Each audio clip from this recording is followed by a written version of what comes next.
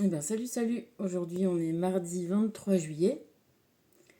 Mardi, jour de Mars, jour de la guerre, dieu de la guerre, donc comme on a dit, garant de la paix. Et on est encore dans les énergies de la pleine lune en Capricorne. Et tu vois, moi, je sentais que aujourd'hui, j'étais encore dans ces énergies-là.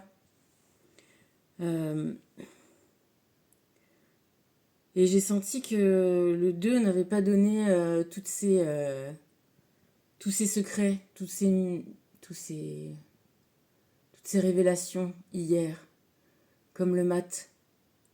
Alors, je suis restée sur cette énergie-là. J'ai rien changé à tout le développement qu'on a fait les jours précédents.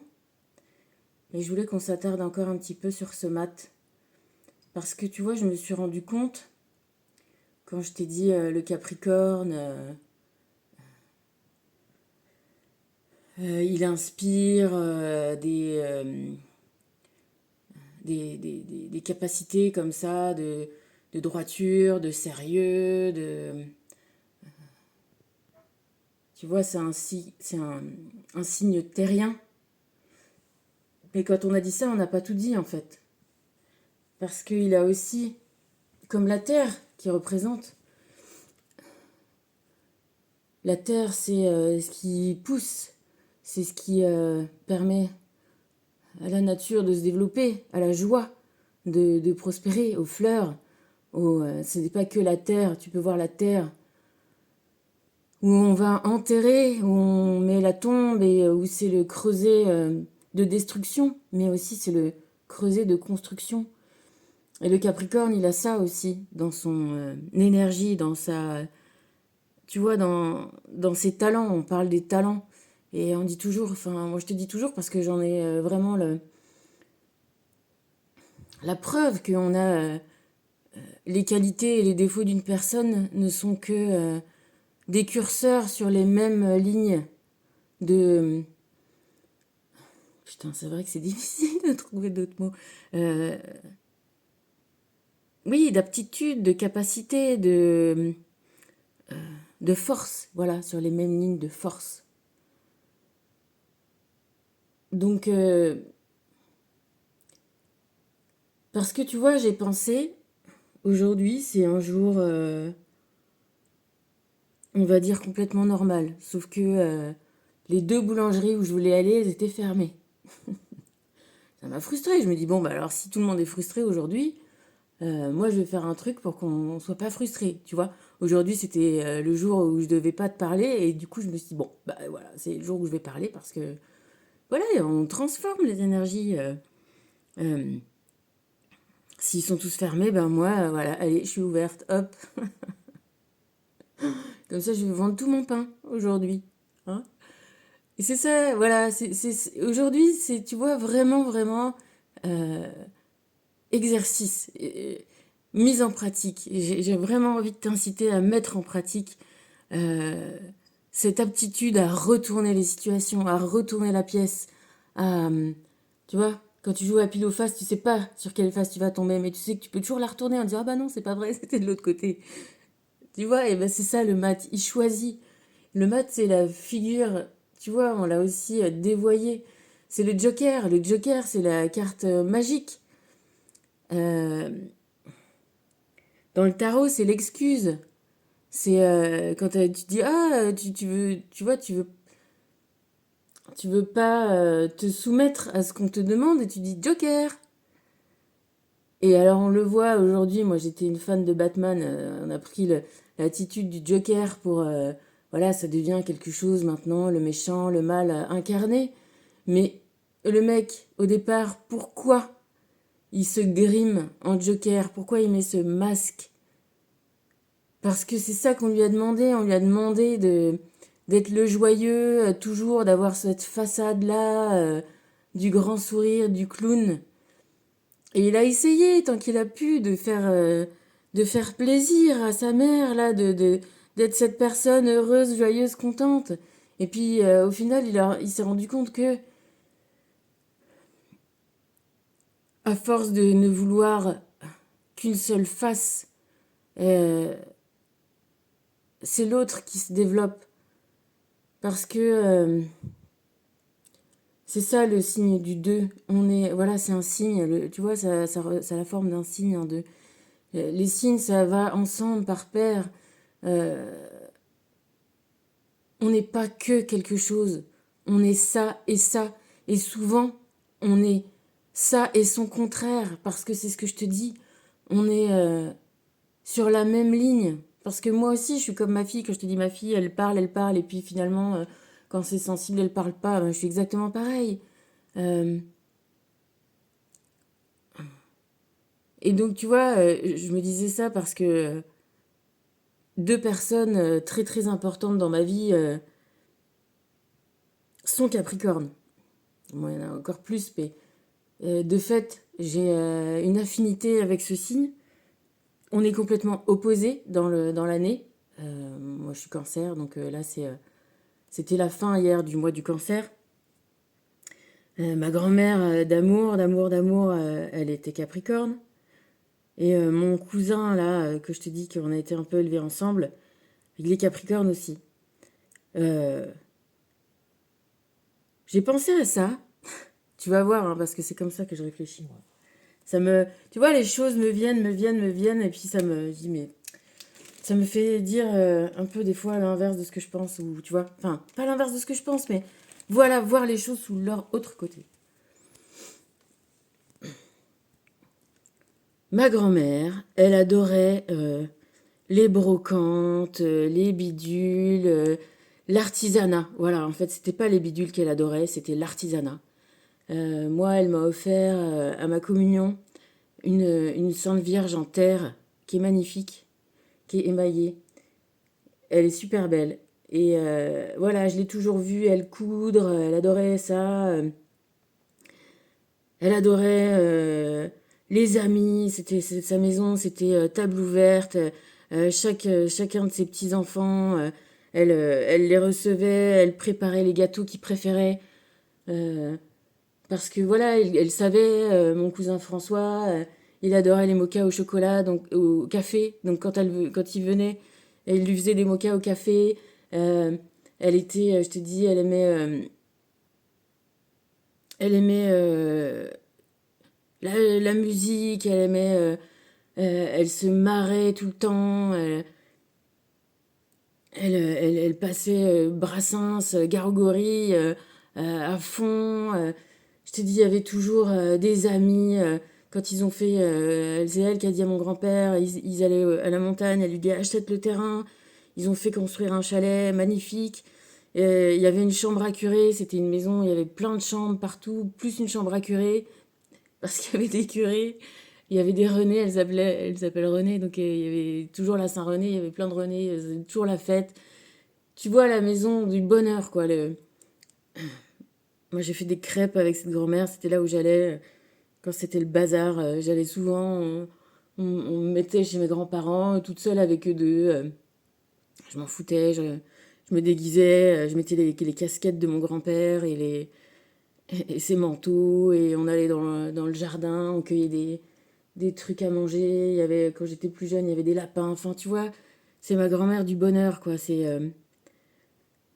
elle qui m'a appris à jouer aux cartes et on était partenaires. Je sais pas si tu sais jouer à la belote. La belote, ça se joue par deux. C'est deux contre deux. Et donc, quand tu distribues les cartes, tu retournes la carte qui va désigner quelle va être l'atout et on te propose de choisir cette couleur comme atout. Et en fonction de ton jeu, tu dis si tu prends ou si tu prends pas. Et à la belote, la carte la plus forte, c'est le valet à l'atout. Et ben ma grand-mère, elle ne pouvait pas résister si elle tombait sur le valet, si on lui proposait le valet. Elle avait rien dans son jeu, tu vois, mais rien. Et ben elle prenait parce que euh, j'ai compris après en discutant avec mes tantes et tout ça qu'elle leur disait quand elles avaient des épreuves dans la vie ou des choses comme ça, Elle disait, réfléchis, qu'est-ce que Dieu veut t'apprendre en fait? Quel est le message?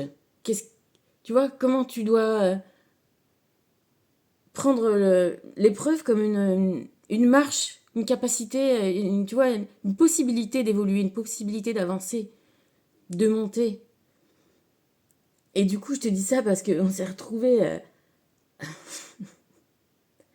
à prendre, et moi j'étais donc sa partenaire, hein, forcément. Et c'était cool parce que souvent, ces fois-là, ben, on a gagné parce qu'il se trouvait que moi j'avais un super jeu et, et on était vraiment ouais, partenaires. C'était ma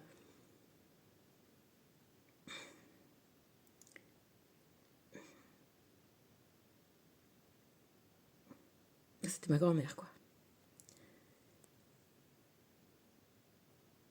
Et donc je pense à ça parce que, tu vois, quand elle est morte la dernière fois que je l'ai vue, elle avait eu des AVC successifs et à la fin, elle vivait avec mon grand-père et elle est morte pas très longtemps après mon père et mon frère. Mais là, elle parlait plus, elle arrivait plus à s'exprimer. Elle confondait les mots, tu vois, elle était toujours là, mais alors elle rigolait.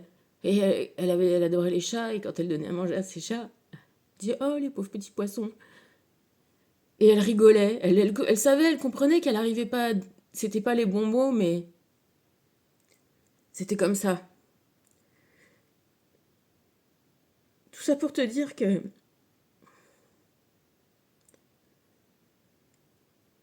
pourtant, c'était quelqu'un vraiment de.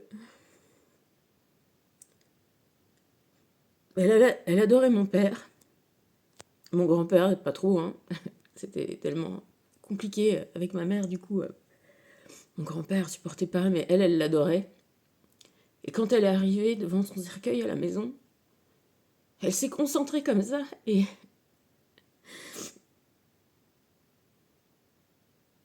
elle a récité le Notre Père parfaitement bien.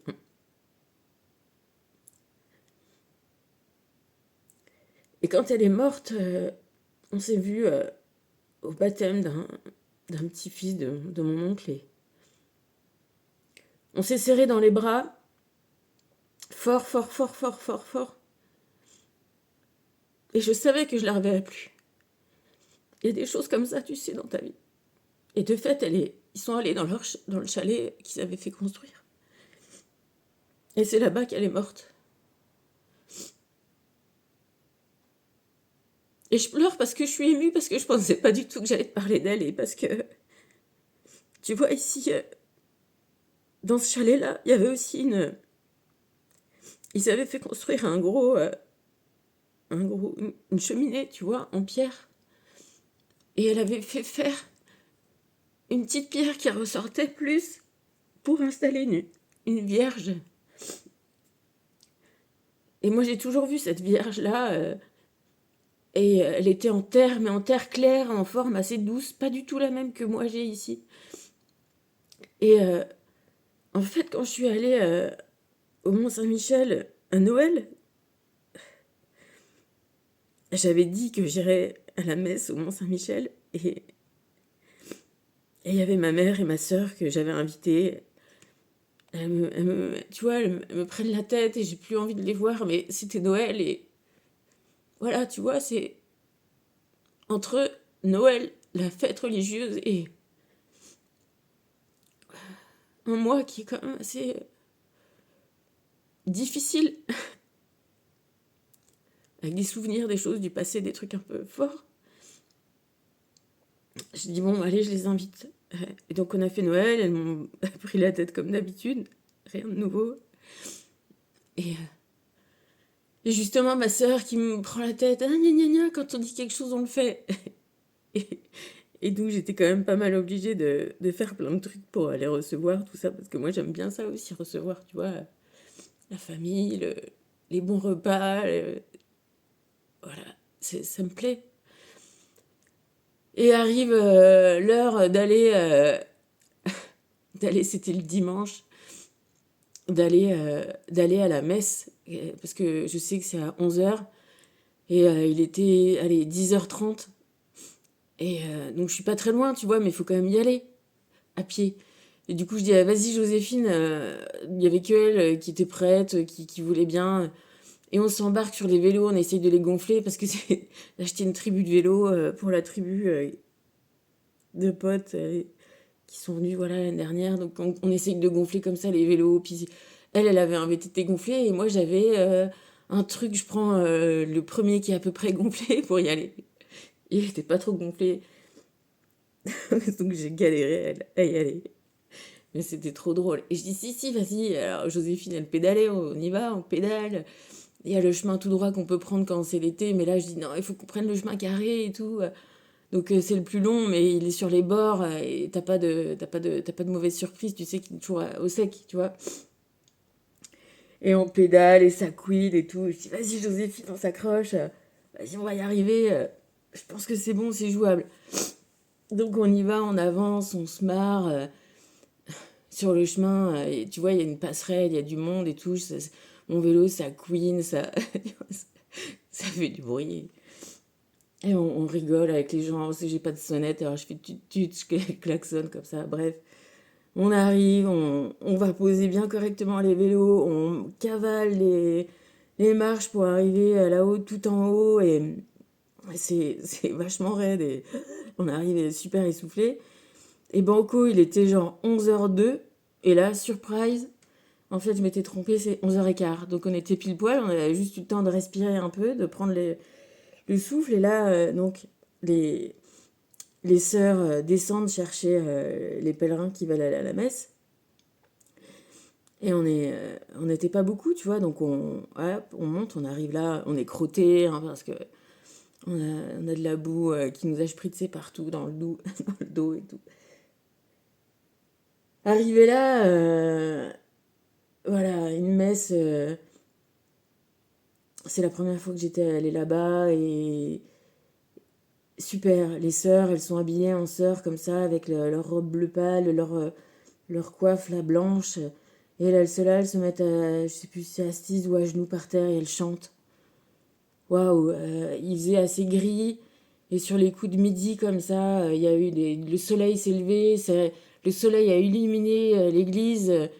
C'était trop chouette. Et moi, j'ai appris à me mettre devant parce que à n'importe quel spectacle ou même en cours, ou même parce que voilà, c'est quand on te donne quelque chose, que ce soit du savoir ou de la musique, ou tu vois, de venir, si tu viens, va le recevoir en fait.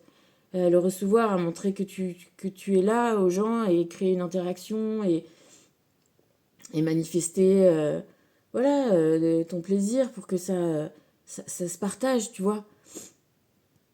Quand un artiste, tu danses, t'interagis avec le son ou ce qu'il te donne, ça lui donne d'autant plus d'énergie et il est d'autant plus content et du coup ça se repartage encore plus. C'est vraiment ça le principe. Et donc on arrive là-bas et donc on était un peu speed, enfin voilà, on s'installe, je me mets au deuxième rang et en fait juste devant nous les gens s'en vont. Du coup on se retrouve au premier rang. Et voilà, la messe se passe et à un moment, une des sœurs vient poser donc le vin et les hosties juste à côté, devant nous. En fait, c'était mis du côté où il y a la petite statue de Saint-Michel en bois, comme ça. Et en fait, à un moment donné, elle se lève et elle vient nous proposer d'aller porter nous-mêmes les offrandes euh, pour la messe. Et donc je dis, ah bah Joséphine, vas-y, on y va. Et qu'est-ce que... Elle a la tenue les hosties et moi le vin. Ouais, je crois. Et du coup, tu vois, c'était incroyable parce que, genre, voilà, une demi-heure, trois quarts d'heure avant, on était à la maison à se prendre la tête avec ma sœur, ma mère. On a cavalé là-dedans avec nos vieux vélos et bam, on est arrivé et on s'est retrouvés à aller porter les offrandes. C'était vraiment magique. Et je te dis ça, tout ça, parce que voilà, c'est la vie, c'est comme ça, c'est plein de surprises, c'est plein de trucs top.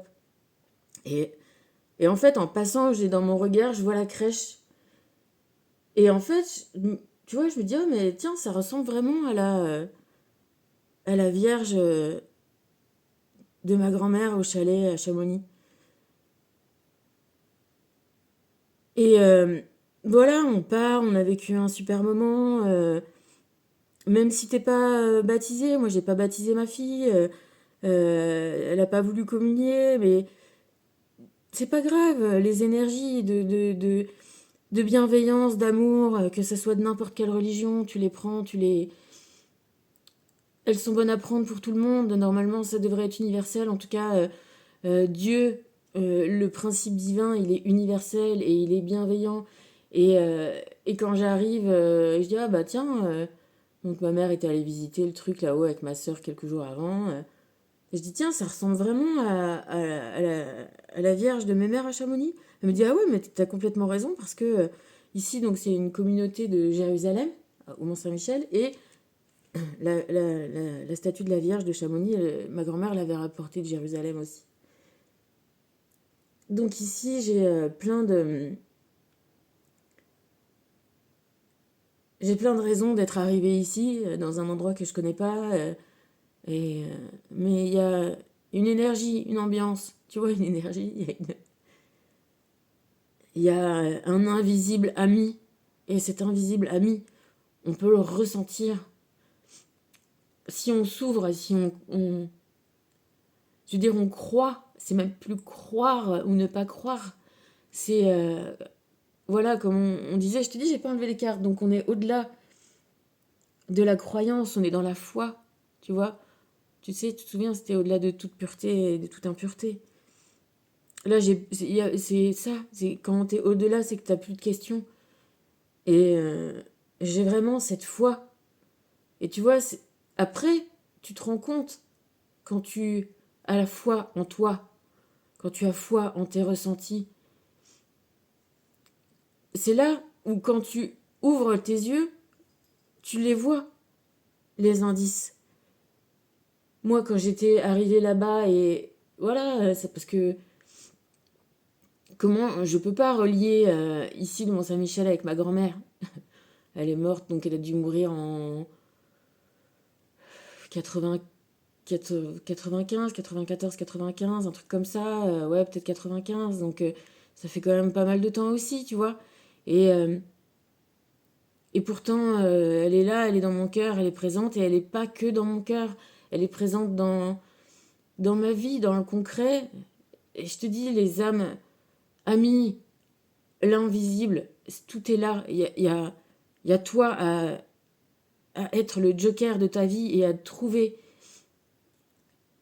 le bon côté des choses, le message caché, la possibilité d'évolution, le partage. Alors on en est venu à ma grand-mère parce que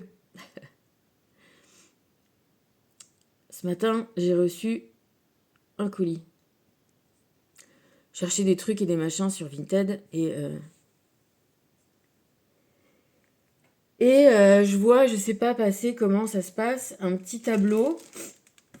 La nana met vue d'un port méditerranéen. Et je dis, tiens, c'est Saint-Raphaël, parce que moi j'avais ma boutique juste au port de Saint-Raphaël. Et voilà, je le mets un peu en favori dans mon truc, mais bon, tu vois, je pas spécialement. Voilà, je le mets en favori, et puis voilà, et puis je regarde ce qu'elle a d'autre dans les autres trucs qu'elle a à vendre, et je vois un petit cadre mexicain qui est super cool, qui me rappelle ma grand-mère, puisque cette grand-mère-là, qui aimait l'artisanat et les choses faites à la main et les choses mignonnes, elle avait un chandelier mexicain. Et moi, j'avais demandé à hériter de ça. Donc j'avais ce fameux chandelier mexicain, et c'est un chandelier en pierre, comme ça, avec étage et des petits personnages. Et je vois que la dame, elle a un petit tableau avec un arbre de vie, elle en a même deux. Et du coup, je lui dis, je sais plus comment ça se passe, bref, elle avait fait plusieurs annonces, dont des lots, et puis finalement, je vois que le tableau de Saint-Raphaël, avec un petit cadre mexicain, elle avait mis en lot et c'est vendu. Et du coup, je lui dis, bah, je vois qu'il en reste un. Je lui dis, est-ce que je pourrais vous acheter, je lui envoie un petit message, est-ce que je peux vous acheter le petit cadre machin, mexicain? Et là, elle me répond, ah bah non, c'est vendu avec l'autre et le tableau du petit porc. Ah, je dis, bah écoutez, dommage. Et puis, je lui dis, bah écoutez, je crois que ce port-là, c'est Saint-Raphaël parce que j'y ai vécu pendant des années et je pense que c'est ça. Voilà. Et puis c'est tout. Et puis en fait, elle me réécrit en me disant, mais en fait, la dame, elle a réservé, mais elle n'a pas fait le paiement. Alors, ben, voilà, elle me dit ça. Et du coup, ben, je lui envoie une proposition par l'application. Et du coup, elle me l'a accepté. Et du coup, en fait, que c'était pas moi, c'était vendu, c'était pas pour moi. Et ben, finalement, c'était accepté. Ça fait quelques jours. Et du coup, je l'ai reçu aujourd'hui. Regarde, on va le déballer ensemble. Tu vois le petit porc là? Voilà, ben moi j'avais. Et c'est marrant parce que du coup, c'est une version avant. Je sais pas de quand ça date, tu vois, mais maintenant, là, à la place du Palmier, eh ben, il y a plein de constructions. Il n'y a plus les barques comme ça sur la plage. Il y a un vrai port. Euh, Là, tu vois, l'église, il y a déjà le bâtiment qui le cachait et ça, il est encore là, hein. Parce qu'en fait, cette église, elle est pas tournée vers le port. Moi, c'est tout un historique. C'est que, voilà, ça date du début des vacances à la mer. Et en fait, les chemins de fer, ils ont construit cette église et ils avaient prévu pour que, en descendant de la gare, on tournait, on allait vers la mer et on passait devant l'entrée.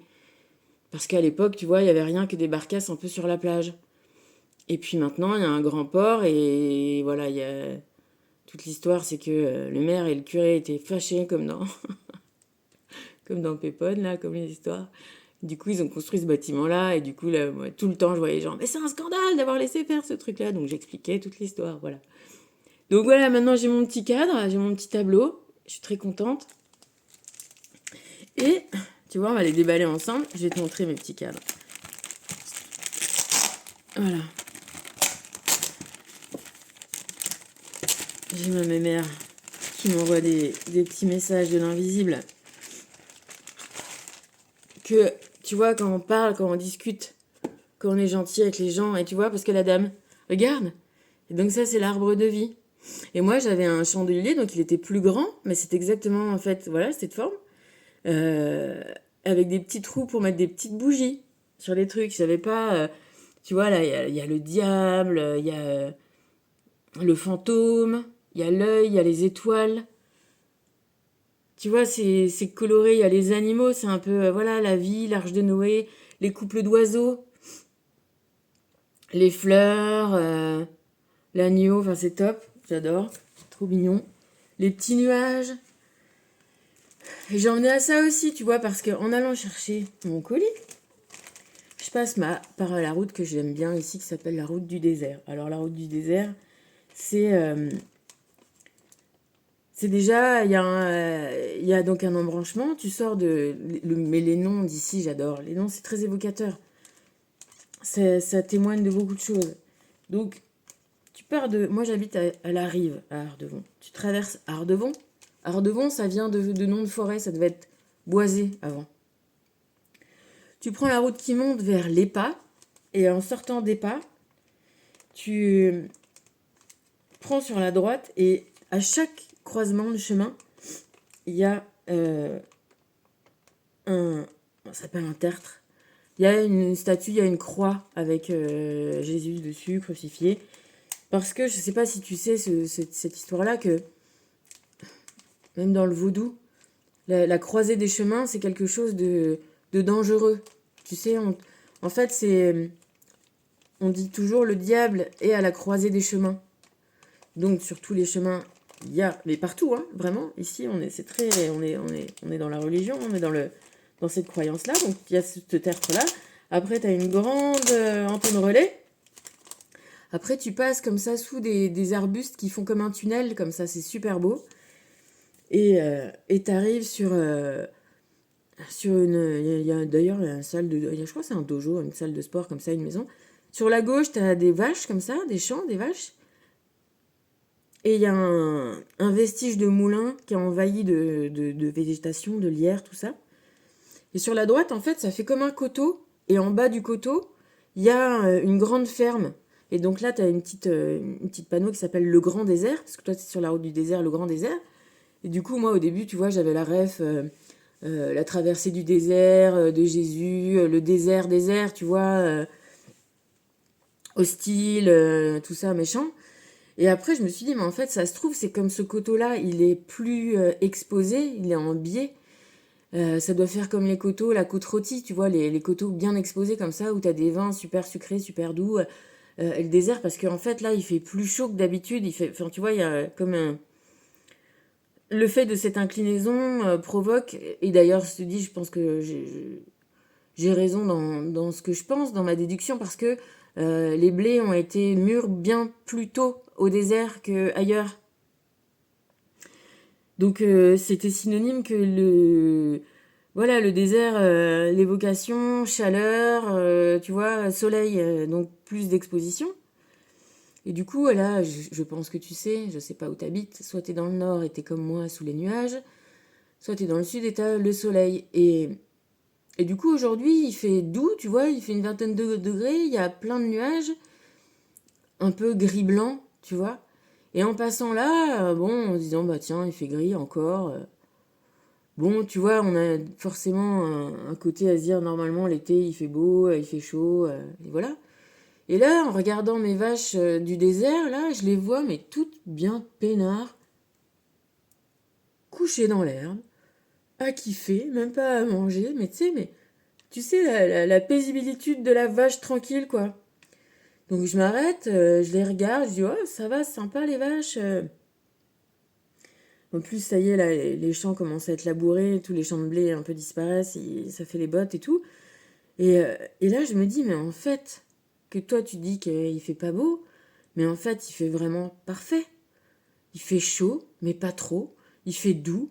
Euh, Tu galères pas, parce que je l'ai vu, hein, quand je suis arrivée l'année dernière ici, il faisait vachement chaud au début. Oh, elles étaient là, chercher un coin d'ombre, à boire de l'eau, tu vois. Que là, elles étaient juste, mais trop paisibles, peinards. Et je me dis, mais voilà, encore une fois,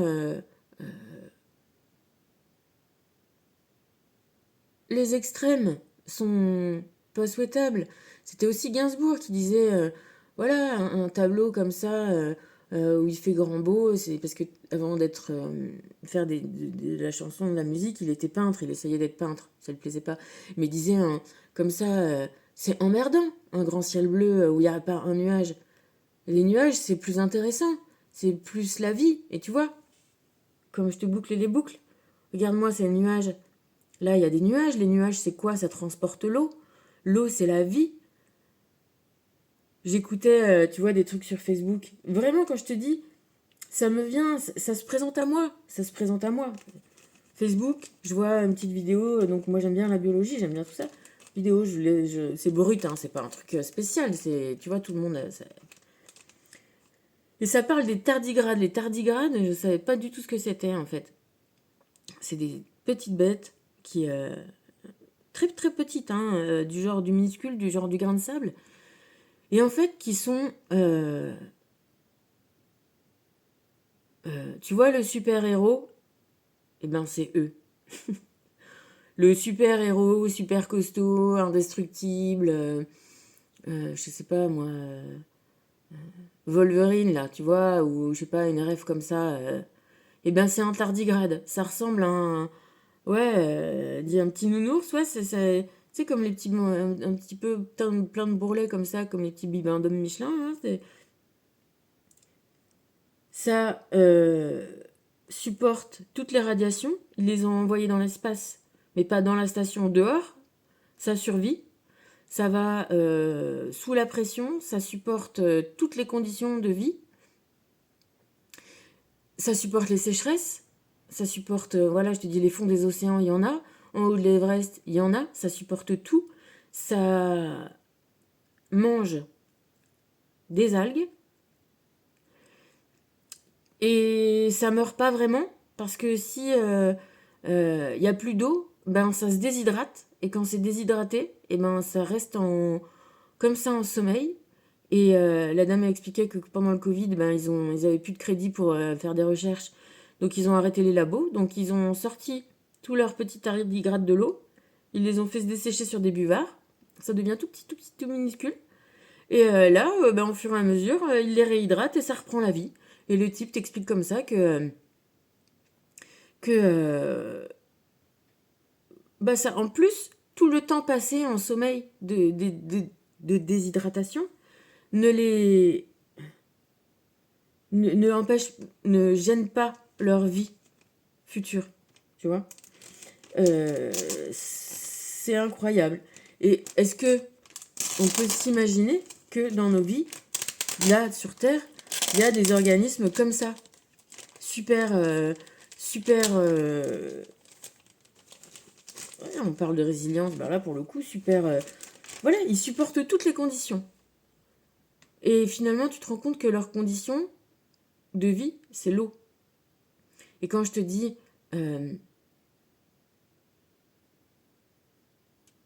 que l'eau, c'est la vie, que l'eau, c'est...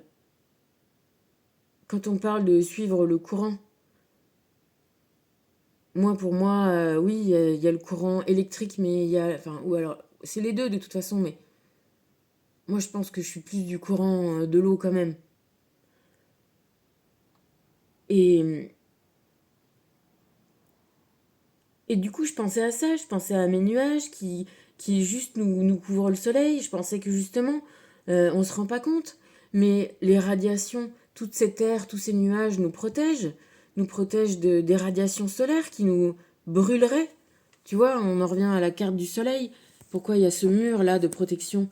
Parce que si on est directement au soleil, on est...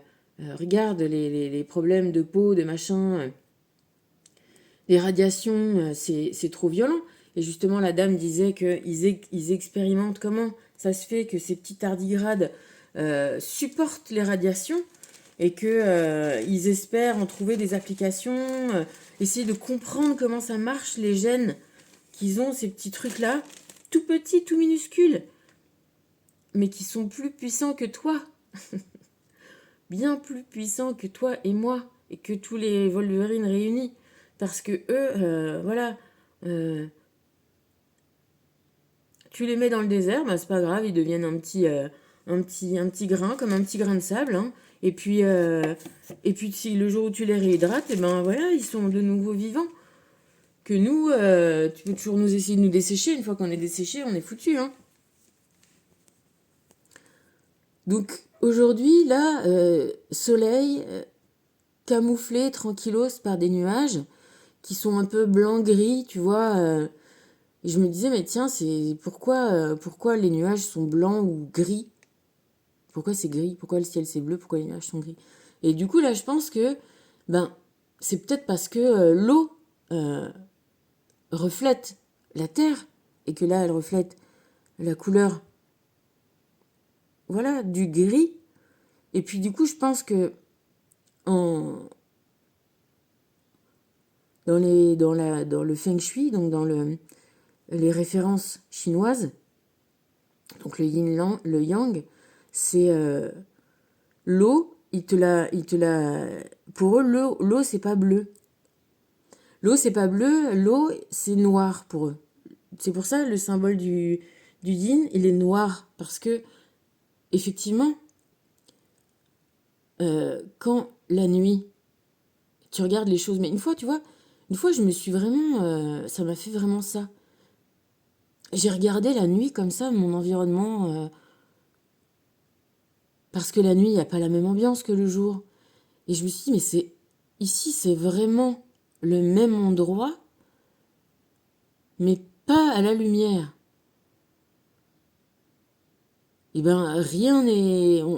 Tu vois, on voit rien. Et quand tu vois l'eau, quand il n'y a pas de lumière, la mer, elle est noire. Elle est. Elle prend la couleur de l'absence de lumière, et l'absence de lumière, c'est le noir. Encore les choses que tu vois pas. Je sais pas moi, l'herbe, elle est verte foncée, elle garde un peu, elle récupère peut-être un tout petit peu de lumière pour nous renvoyer ça. Mais l'eau, elle est totalement sensible à la lumière.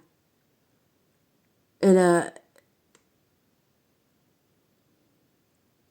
Quand elle est éclairée, elle montre sa capacité, sa sensibilité, sa transparence, qui fait qu'on voit à travers. Quand tu vois voilà, des fonds marins, que tu vois les algues, tout ce qui se passe dedans, et que si tu reviens au même endroit la nuit, tu verras rien, ça va être opaque, ça va être noir. Ben voilà, c'est ça, on est de l'eau, nous, on est sensible, et on prend, on reflète. Et c'est pour ça qu'on est là, c'est pour ça qu'on est sur le chemin du Joker, c'est pour ça qu'on est sur le choix. Et je reviens, parce que tu vois, je perds pas le fil de ce que je dis, je reviens à mes histoires de croisement des chemins et, et de vaudou. C'est Papa Legba qui tient les barrières, qui tient les croisements de chemin. Parce qu'on nous fait croire qu'il faut aller tout droit, qu'il faut pas sortir du chemin. Il faut sortir du chemin. Il faut choisir son chemin. Si tu choisis de ton cœur le chemin tout droit, il ne sera jamais tout droit. Il va être comme la vie. Il va être comme l'eau. Il va sinuer. Il va aller un peu à droite, un peu à gauche. Il va chercher son équilibre. Il va chercher son milieu. Si tu veux faire une branche, il faut bien changer du droit chemin. Si tu veux aller prendre la lumière sur le côté, faut pas avoir peur de changer de chemin. Il faut pas avoir peur de la croisée des chemins. Il faut pas avoir peur du diable. Il faut pas avoir peur de l'évolution. C'est des instruments, des figures de domination parce que c'est plus facile de contrôler. Tu vois, je te remets... t'explique un peu comment ça se passe dans ma tête. C'est... Voilà, je sais que les bouddhistes, on te dit on respecte la vie. Oui, moi, je veux respecter la vie. J'arrive ici, j'aime bien prendre l'air et ouvrir mes fenêtres. J'ouvre les fenêtres, il y a des mouches. Putain, c'est pas cool les mouches. Donc finalement, soit je ferme les fenêtres, soit j'ai des mouches. Je veux pas tuer les mouches. Du coup, j'ai plein de mouches. Et au bout d'un moment, ça me pète les... Hein, je tue quand même les mouches. Quand je récupère, que j'ai mes fenêtres ouvertes, à un moment, j'ai aussi des abeilles. Et je me dis, mais pourquoi j'essaye de ouvrir à l'abeille et pourquoi j'essaye de tuer la mouche? Donc avant de tuer... Enfin, après, dans l'évolution, j'ai essayé de... Au même titre que je sortais les abeilles, j'ai essayé de sortir les mouches. Et là, je me rends compte qu'il y a les mouches... Autant l'abeille, elle est énervée parce qu'elle se retrouve bloquée par ta fenêtre alors qu'elle a du taf. Et tu sens qu'elle s'énerve.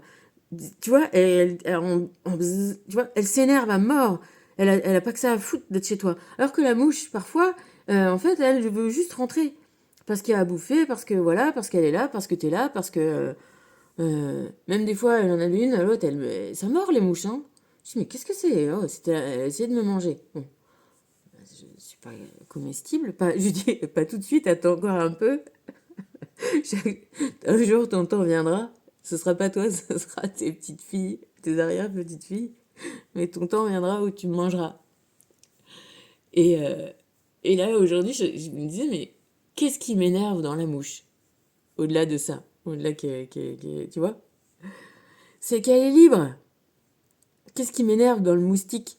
C'est qu'il est libre. Quand la fourmi aussi, elle essaye de te bouffer des fois si t'es sur son chemin, tout ça. Si tu t'assieds dessus, elle va pas se laisser faire sur ta maison, c'est chez elle, pareil, elle taffe, elle va te piquer, elle va te dégager, tu vois. Mais ce qui fait chier, c'est que la mouche, elle est pareille, petite, mais elle est casse-couille, parce qu'elle fait ce qu'elle veut, elle va où elle veut. Et on est démunis, nous, face aux mouches, aux moucherons, aux moustiques. Qui sait? Les rois du ciel, c'est les oiseaux. Ils bouffent les mouches, ils bouffent les moustiques, les chauves-souris. Voilà. Les chauves-souris, c'est top. Ça bouffe les moustiques. Ça n'a pas besoin de lumière, justement, ça se repère avec les sons, les ultrasons. La liberté de la vie, elle fait chier les gens qui croient, qui sont là pour organiser, pour gérer. Mais qu'est-ce que tu viens dominer? On n'a pas besoin d'être dominé, on a besoin d'être tout au plus guidé, protégé, pour s'épanouir de la façon que la graine, elle est faite. C'est fait. Tu vois, y a rien. Une graine, tu vas... Bah, tu vois, c'est pour ça que je te dis, les sociétés essayent de changer l'intérieur des graines, de changer les mécanismes, de changer les génétiques. C'est bien parce que c'est déjà fait. Ton enfant, une fois qu'il est né, ça y est, qu'est-ce que t'as rien à essayer de transformer. Il y a juste à laisser s'épanouir de la façon que, que, que la nature l'a voulu, l'a choisi.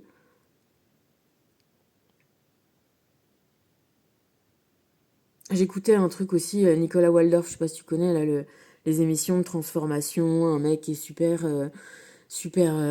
cool, super fun, très, je trouve toujours pertinent quand il essaye d'aider les gens à se sentir mieux dans leur peau, par la coiffure. Il n'y a pas de sous-métier d'essayer de se sentir bien, de prendre confiance en soi, de s'accepter. C'est hyper important. C'est hyper important de te rendre compte que on n'a pas besoin d'être ci ou ça ou ça. On a juste besoin d'être soi-même et d'être heureux de l'être et de le rayonner. Donc il expliquait que lui, quand il s'est rendu compte qu'il était homo, ses deux parents, voilà, se sont mis à pleurer, à s'accuser l'un l'autre et ils l'ont foutu dehors. Et, et finalement, voilà, il a suivi son chemin, il a essayé de prendre confiance en lui, de s'aimer, de s'accepter. Et voilà, il rayonne maintenant. Voilà, bon, je te passe le truc, mais voilà, il a essayé voilà, de s'accepter de mieux en mieux, de s'aimer de mieux en mieux, de rayonner sa confiance en lui, d'essayer de la transmettre aux autres. Et ça marche. Et à un moment, tu vois, et pareil, il remercie ses parents. Parce que c'était ce chemin, c'était le chemin de prendre son autonomie, d'essayer voilà, de la liberté. La liberté et d'y croire et d'avoir foi en soi et d'avoir foi en l'énergie qu'on a à l'intérieur qui est déjà dans la graine et que si on va sur les chemins, c'est pour prendre notre chemin. Oups. Ah bah tu vois, il y a des trucs qui tombent. C'est pour me faire oublier, ne pas me faire oublier. Le deuxième truc que je voulais te dire. C'est pas grave de tomber, tu vois. Ma labradorite, elle est tombée. Ben on la redresse. Voilà. On la remet sur ses pieds. Et même on peut la changer de place. Parce qu'on n'est pas des monolithes, tu vois. Et si je la change de place, tu verras qu'elle a des petites incrustations brillantes, elle aussi. Tu vois ce bleu-là qu'elle reflète? Cet effet aussi de transparence. Elle est opaque, elle est brillante, elle est bleue. Et ben nous, voilà, on est... Quand je te dis que j'aime les cailloux, on est comme ça. On a plein... Là, il y a aussi des reflets un peu... Tu le vois, le reflet un peu brillant, mais dans les verres. Un peu comme les plumes de paon. Là, il y a des petites bulles. Tu vois, dans ce quartz fumé, c'est magnifique, j'adore le quartz fumé. C'est vraiment une de mes pierres préférées. Et ben, tu vois, ma grand-mère, elle avait une énorme bague en quartz fumé. C'est le quartz comme le quartz blanc, mais il a une petite teinte comme ça de gris. C'est magnifique. C'est vraiment cette pierre, c'est... J'adore vraiment. Tu vois, il y a des petits arcs-en-ciel dedans aussi. Tu l'as vu l'arc-en-ciel passer là? Il y a des arcs-en-ciel dans les cristaux. J'en ai un vraiment. Je l'ai je l'ai adopté, hein, je veux dire, parce que c'est pas, pour moi, c'est pas inerte. Je l'ai adopté parce qu'il me fait penser au Mont Blanc et que dedans il y a un arc-en-ciel et parce que, voilà, la maison de ma grand-mère et de mon grand-père, ils étaient face au Mont Blanc et ça me rappelle, au-delà de la valeur que ça a pu prendre, qui a été le fait que on l'a plus parce que on l'a vendu, parce que l'argent, prendre l'argent, c'est plus facile. Se séparer, c'est plus facile que entretenir, rénover. Tu vois, mon grand-père, il avait 5 enfants. Ils avaient construit ce chalet assez grand pour tout le monde, pour tous leurs petits-enfants. Et quand j'étais petite, on se retrouvait tous l'été, tous ensemble, que nos parents s'entendent ou s'entendent pas, que les conjoints et les conjointes de chacun se supportent ou se supportent pas. Ils faisaient tout pour qu'on soit réunis, qu'on aille faire tous des...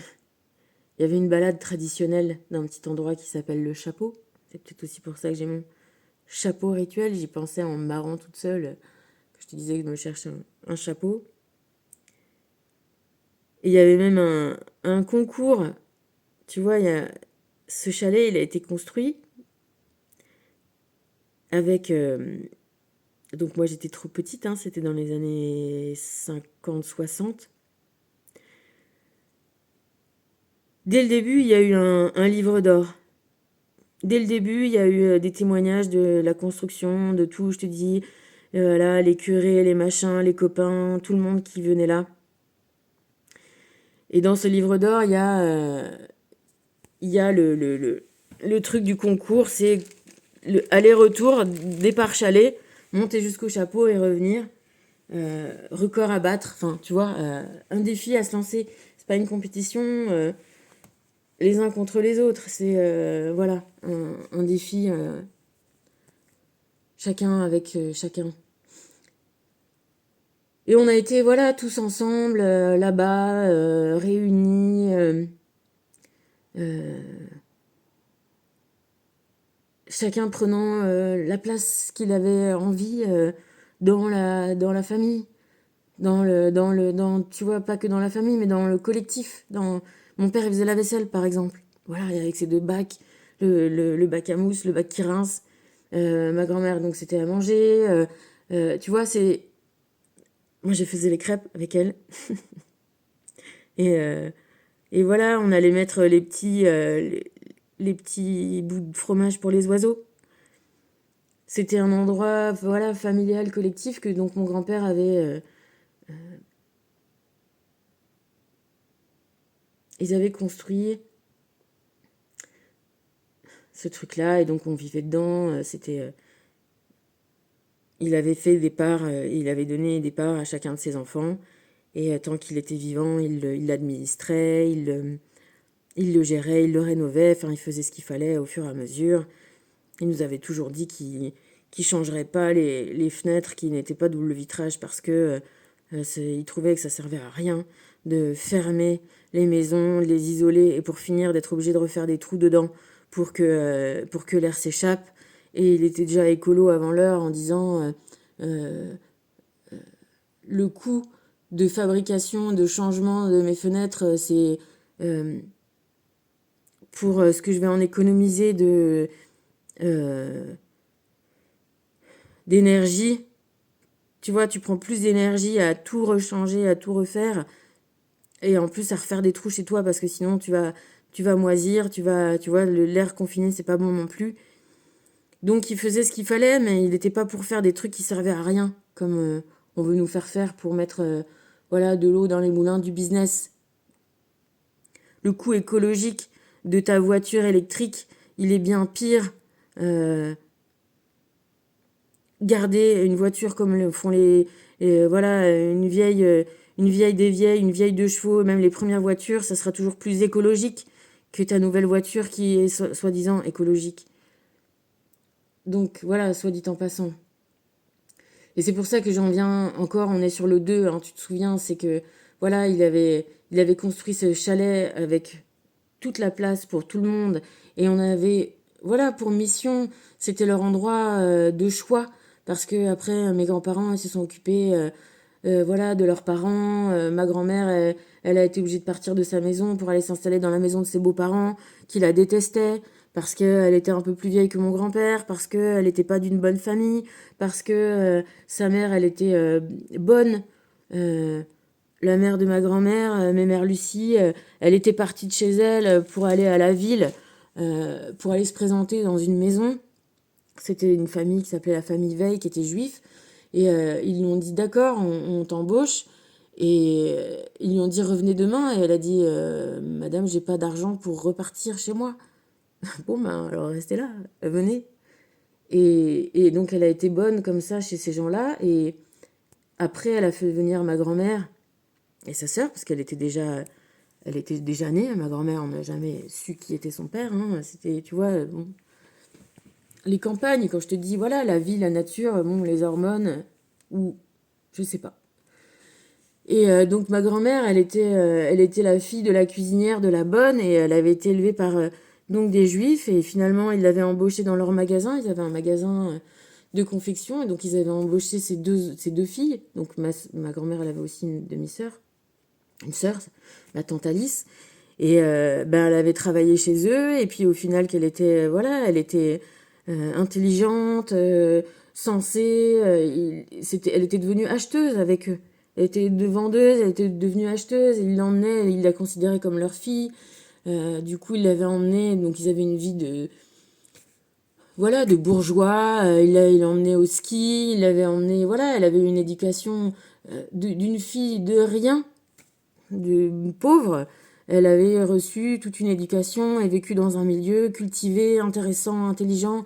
Et voilà, je te dis, elle était Capricorne et elle avait, voilà, tonnes de qualités dans la matière et des tonnes de qualités dans le fun, à la fois ce côté sérieux, malin, parce que tu vois, quand ils sont arrivés, ils allaient donc un petit peu, ils se sont rencontrés, elle se marrait toujours, elle disait qu'elle avait rencontré parce que mon grand-père était plus jeune qu'elle, je sais plus trop de combien, pas tant que ça, hein, peut-être, je sais pas, 5 7 8 je sais pas exactement, mais elle disait qu'elle était allée le chercher à la sortie de l'école, tu vois, à l'école primaire.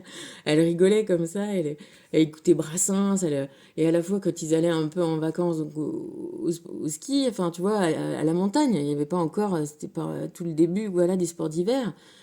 Ils allaient à Saint-Gervais, et puis en se baladant, voilà, sur les coups de Chamonix, donc des prats de Chamonix, elle a vu un terrain à vendre, elle a dit achète, achète. Mon grand-père a dit achète cet endroit-là, qui de fait est venu, allez, je sais pas, 50 ans, 50, on l'a vendu quand 70 ans plus tard, un truc qui vaut super cher et le truc avait été construit avec amour, pour l'amour, dans l'amour, avec pour mission de le faire perdurer comme ça. Tu vois, mon grand-père, il avait fait tout pour l'entretenir, pour séparer, pour faire des parts, pour que les parts des uns puissent être transmises aux autres, pour qu'on garde, pour qu'on le transmette, pour qu'on, tu vois, que ça soit un témoin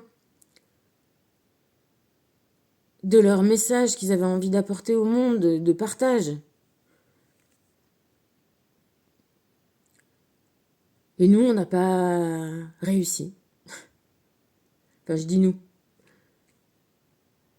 Je pense que les enfants, nous, les cousins, cousines, on voulait tous le garder, chacun. Et après, on a pris des positions différentes en fonction de nos parents. Mais voilà, force est de constater que des 5 enfants, voilà, toutes les rivalités qui se sont instaurées, toutes les... Du coup,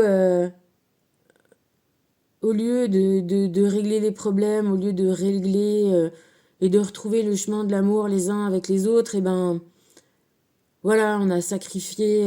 D'ailleurs, je leur disais déjà sur le moment, c'était voilà le conte que mon autre grand-mère me racontait là, quand tu tues la poule aux œufs d'or. euh, tu, tu, tu sacrifies, voilà, tu fais le sacrifice de l'amour pour l'argent, alors que je leur disais, mais parce que des uns, pour s'approprier, disaient oui, ça c'est foutu, ça va pas, parce que du coup, comme ils avaient voilà, un peu d'argent dans leur vie, il n'y avait pas de double vitrage, la barrière, les garde-corps, comme quoi ils étaient foutus, tu parles qu'ils étaient foutus de rien du tout. C'était des beaux bois, c'était le charpentier du coin, que j'avais retrouvé encore un jeu de clés. Tout était fait, tu vois, bien fait, parce que dans les années 60, avec les bois de l'époque, d'ici, de sur place, de la tu vois, du bois d'à côté, tout était, voilà, il fallait, parce que certains avaient, voilà, étaient devenus riches, alors il fallait qu'on devienne, que ça devienne un chalet top luxe comme pour plaire à, tu vois, parce que ça y est, d'un coup, ils devenaient péter plus haut que leur cul, comme on dit.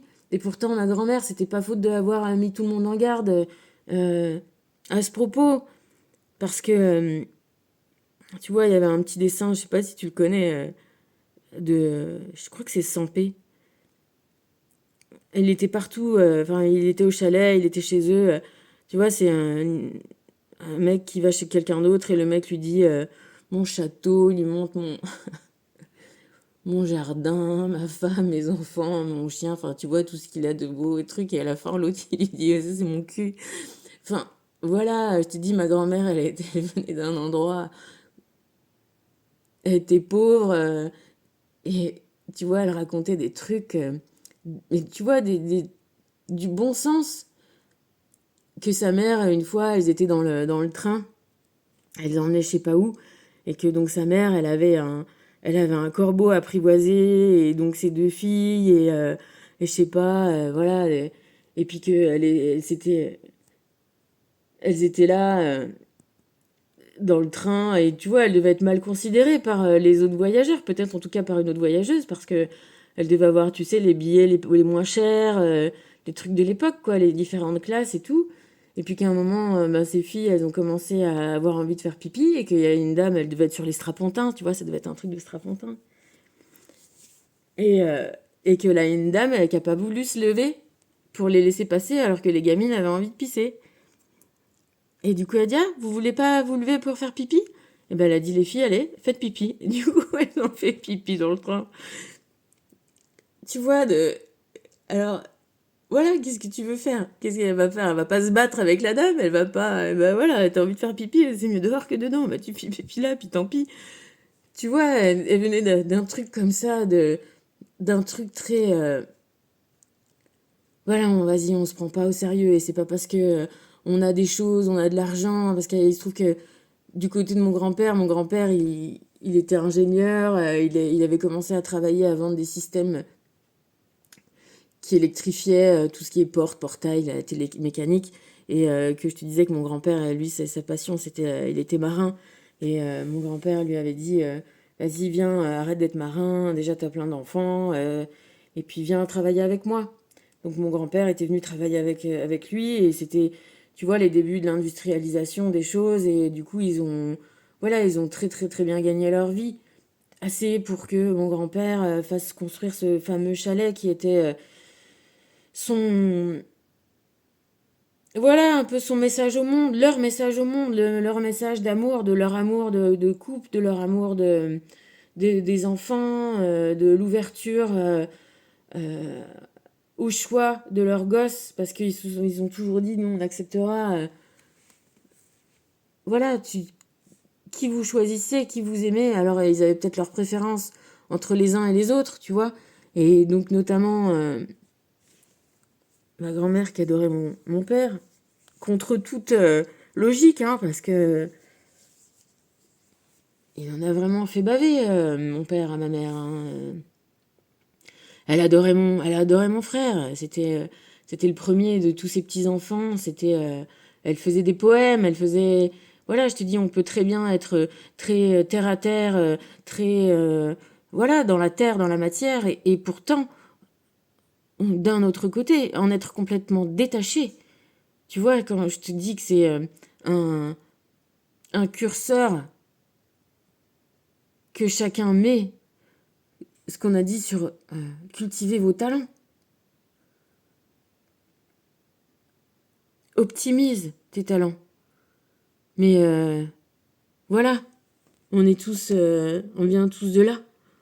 Faut pas se croire différent. On n'est pas différents. On est tous au même point. Et l'élévation, si élévation il y a, l'élévation elle est que dans plus d'amour, plus d'eau, plus de protection, plus de nuages, tu vois, plus de se protéger les enfants, euh, prendre son chemin, choisir sa voie, protéger la vie, être libre, être ou comme la mouche qui va te bouffer, comme le tardigrade, comme l'oiseau. Qu'est-ce qu'on construit? Tu construis, voilà, temporairement. Tu te dis, mes grands-parents, ils ont voulu construire ce truc-là. Ah, il a pas fallu de nombreuses années pour que, voilà, l'égoïsme des uns, le, la mauvaise, la mauvaise foi des autres. Ouais, ça me déprime. Ça me déprime tellement de voir, voilà, que des gens comme ça qui ont pu recevoir, voilà, tant d'amour, un tel exemple de choses, mais voilà, ils ont pas été élevés dans le deux. Ils ont été élevés dans le moi je prends. Notamment la première de leurs enfants, ma tante. Moi, je n'aime pas le froid, je n'irai plus jamais, je ne veux plus Chamonix, je ne veux plus machin, tout ça pour finir que elle a pris l'argent et elle a refilé à son fils pour qu'il rachète un autre endroit à Chamonix. Alors, pour te dire, voilà. Alors, faut peut-être pas que je regrette parce que voilà, chaque branche décide de son, de son avenir, mais si tu veux, le truc, parce que comme, tu vois, j'avais mis, ça c'est mon petit vase préféré que j'ai ramené d'Ibiza. Il est bien parce que je trouve qu'il me ressemble pas mal. Il y avait des petites fleurs et puis j'avais acheté un cadre comme ça que je savais pas encore trop ce que j'allais mettre, donc j'avais laissé le plastique, tu vois. The best things happen unexpectedly. Et ce tableau, comme il a toujours son plastique, il était comme ça accroché au-dessus de mon petit vase. Et à côté du vase, j'avais cette petite plante. Et quand ce tableau est tombé, il a fait tomber la plante et le vase. Et il se trouve que, unexpectedly, avec Hopefully for Me, oula, je t'assure que le truc, ça, est tombé sur les petites feuilles toutes douces, toutes molles, à tel point qu'il est passé de 1,50 m en l'air à, comme ça, posé par terre. Bon, évidemment, ça, c'était enlevé, mes petites fleurs des champs. Donc je les ai remises, elles ont perdu un peu des poils. Mais la nature a protégé mon petit vase. Il manquait même pas d'eau en vrai. J'ai même pas remis d'eau. Tu vois? Il est hop tombé comme ça sur la plante et la plante elle a perdu des petites feuilles. Et ce qui est magnifique avec la nature, c'est que ces petites feuilles trempées dans l'eau, elles vont faire des petites racines et à la place d'avoir une seule plante, je vais en avoir 4 parce que tu vois la petite là je l'ai tenue avec l'autre.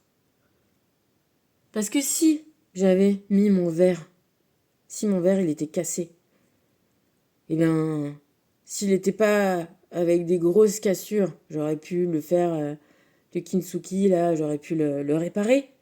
On aurait vu des cicatrices, tu vois, on aurait... Mais par contre, ma plante, la vie, si tu lui pètes pas les racines, si c'est une petite feuille qui pousse, et surtout ces petites plantes grasses, là, eh ben ça se divise, et ça prolifère, et ça perdure. C'est ça, l'abondance. C'est la nature, l'abondance. nos choix, l'abondance, c'est nos différences, l'abondance. Et essayer d'être comme il y a maintenant. Tu vois, il y a des champs de blé là. Je te dis que ça me rend triste ces champs de blé parce que je sais pas si tu as déjà vu des photos des blés d'avant. Les blés d'avant, il y en a qui pouvaient faire aussi grand que les faucheurs. Ça avait toutes les tailles. Et maintenant, on a standardisé les blés. Là, le champ, tu vois, il n'y en a pas un plus grand que l'autre. Ils sont tous à la même hauteur. On a perdu, je sais pas, peut-être 90% de la diversité. Et là, ils sont tout contents. Ils viennent de retrouver un mec qui avait fait comme ça une banque de semences de tous les blés anciens, de tout. Et c'est ça l'abondance, c'est la diversité. C'est plus on simplifie, plus on élimine des variétés. Regarde un petit peu, regarde les variétés. Les tomates, les carottes, les pommes de terre, ça vient d'Amérique du Sud. Le maïs.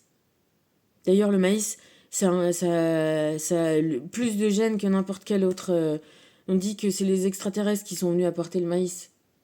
Regarde le nombre de variétés de tomates, de pommes de terre, de carottes. Carottes, il y en a de toutes les couleurs, des blanches, des violettes, de toutes les couleurs, il y en a plein. Des variétés de pommes de terre, les variétés de... La perte de la variété, c'est la perte de l'abondance. C'est la perte de la vie même. La vie, elle est diverse, elle est variée. Ça, c'est encore Schauberger qui dit ça. Euh, Moi, tu vois, j'adore ce petit vase parce que, voilà, à partir d'un moment, voilà, j'ai commencé à être ronde, à être accro au sucre, hein, je te le dis, le sucre, c'est pas bon. Et encore, tu vois, je te dis, le sucre, c'est pas bon. Alors, je vais d'abord au bout de mon premier propos et après, je le nuance. Trop de sucre, hein, le sucre, c'est bon, t'es dans ton goût, ça te détend, ça fait du bien et tout, ça, c'est addictif, ok. Addict au sucre, du coup, forcément, tu sors du standard corporel, tu vois, t'as un gros ventre comme ça, petit gros ventre, des petits grosses cuisses, des gros bras. Et, euh, et voilà, et donc quand j'étais ado, je te dis, j'ai atterri chez, la, chez la maîtresse de mon père, et encore, même pas, à la limite, même pas par demande. Tu vois, quand je te l'ai dit, j'y ai pensé. C'est pas moi qui ai demandé à la mère de ma copine, c'est ma copine pharmacienne qui m'a dit, tiens, si jamais tu veux faire un régime, il y a quelqu'un qui veut faire un régime. Bon, si, probablement que je voulais certainement remincir, être dans les codes et dans les standards de Jeune et Jolie et tout ça qui peut, tu vois, les magazines de l'époque, forcément. Enfin, forcément. Voilà, c'est le forcément qui est pas bien. Je voulais être un brin de blé comme ça, comme tous les autres brins de blé. Je voulais pas accepter d'être plus grand, plus généreux, plus dodu. Pas pareil. Et tous les autres grains de blé étaient là pour me dire, ah bah oui, deviens comme nous. C'est nous, les grains de blé. Tu vois?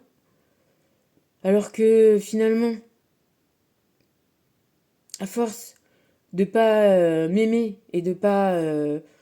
je pensais pas que je pouvais être un... Qu'on se dise, tiens, quel joli grain de blé. Ça me passait même pas. Ça me traversait même pas l'esprit. Et pourtant, si. Pourtant, euh, là, j'ai retrouvé, tu vois, j'ai des petites boîtes à malice, j'ai des boîtes à cigares. Mon père fumait le cigare et j'adore les boîtes à cigares, c'est joli. Tu vois, il y a des beaux dessins. Mon côté sud-américain, entre les Panama et les boîtes à cigares. Et dans mes boîtes à cigares, j'ai des photos. J'ai une photo que j'ai prise dans le musée d'art moderne de Nice, de Ben. Tu sais, il est mort il n'y a pas longtemps, cet artiste-là. Et dans ce musée, il y avait une cabane, toute une cabane, tout un peu poussiéreuse, avec plein de bric-à-brac, de trucs comme il était là. Et j'avais fait une photo d'un tableau, donc c'était, tu vois, il écrivait des phrases et des mots comme ça. Et c'est écrit si tu suis le chemin qui est le chemin, ce n'est pas le chemin. Et je l'avais pris en photo parce que j'aime bien prendre les choses en photo, parce que c'est des trucs comme ça qui me font cogiter des heures et des heures, donc c'est bien, tu vois. Comme j'ai besoin de cogiter, manifestement. Je ne comprenais pas. Donc ça m'avait interpellée et je comprenais pas. Tu vois, qu'est-ce que ça veut dire? Enfin, tu vois, ça m'interpellait. Et du coup, j'ai retrouvé ce truc-là. Et en même temps, j'ai retrouvé un petit poème qu'un de mes copains de bahut, de lycée, m'avait écrit. Et je me souviens, c'était un bon copain. C'était un bon copain. Tu vois, moi, je l'estimais comme un bon copain. Moi, j'avais pas mal de copains. J'aimais bien garçon-fille. Peut-être plus un peu garçon, au final, que fille. Mais voilà. Et en fait, des années après, bon, même maintenant, je le sais, hein, c'est pas hier que je m'en suis rendu compte, mais je me suis rendu compte à un moment que c'était genre un poème d'amour, en fait. Tu vois? J'ai dit, mais... Et je pense que ça devait... Tu vois, il devait peut-être quand même un peu le montrer ou le démontrer.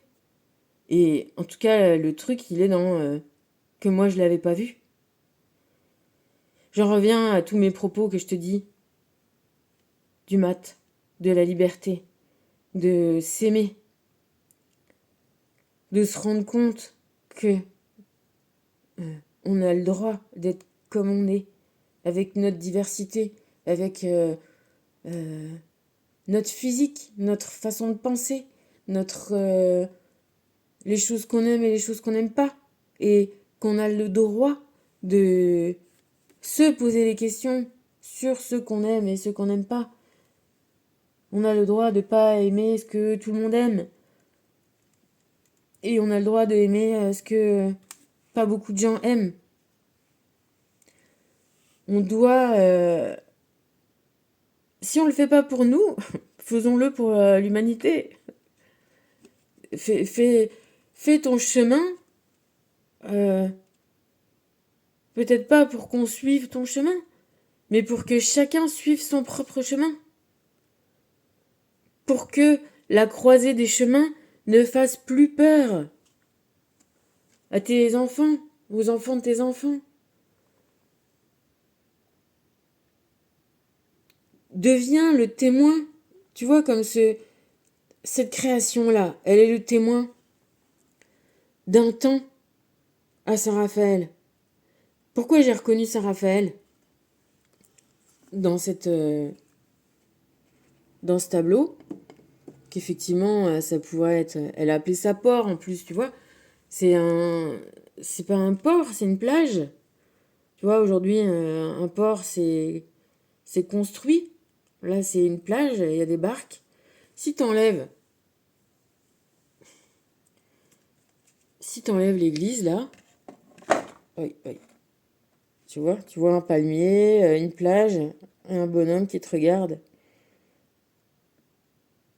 Et si tu... Là, ça c'est l'indice. L'indice de l'endroit où c'est. Parce que cette église, elle est quand même bien reconnaissable.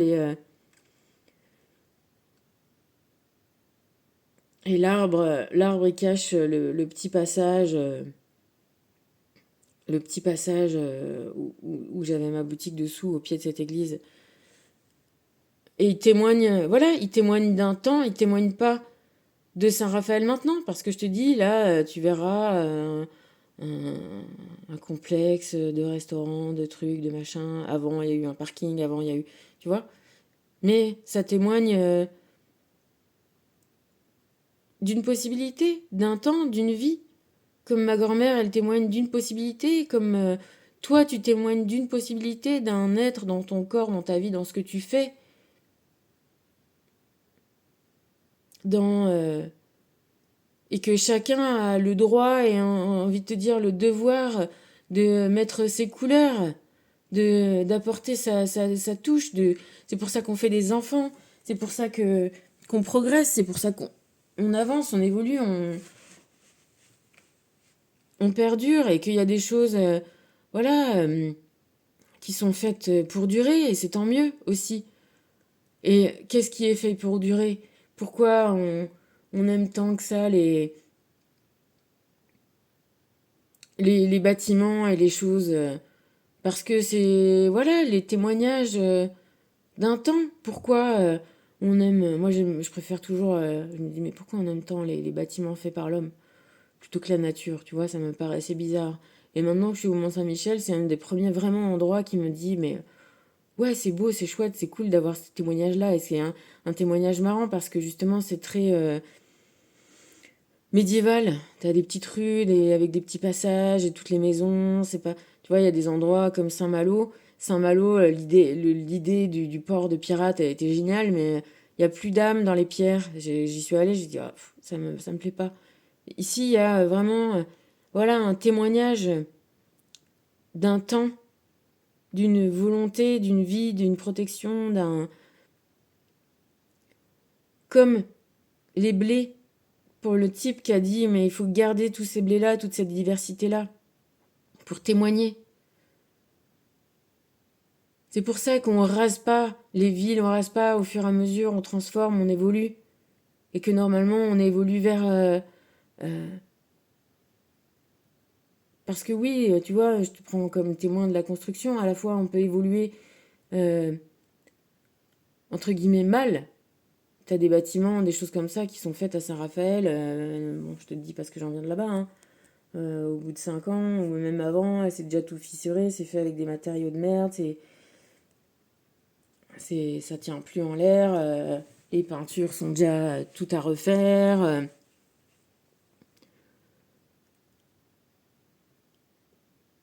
Et puis à la fois, tu peux avoir des évolutions qui vont, voilà, dans le sens de... Tu vois, j'ai vu un mec, je suis sur Instagram, un mec qui fait des maisons, en fait, entre guillemets, en sac de sable.